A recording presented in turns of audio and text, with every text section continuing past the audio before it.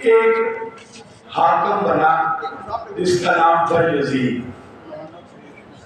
اپنی حاکمیت کو عزت دینے کی خاطر اس نے میرے حسین سے بیعت طلب کی۔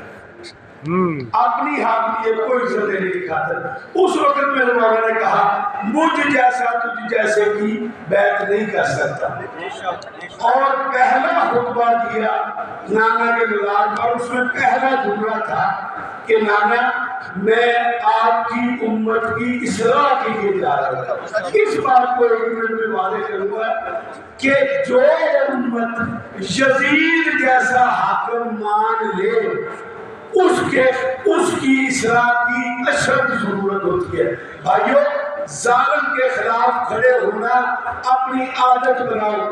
اگر تم ظالم کے خلاف کھڑے ہوگے تو کائنات میں کوئی بندہ تم پر ظلم نہیں کر سکے گا۔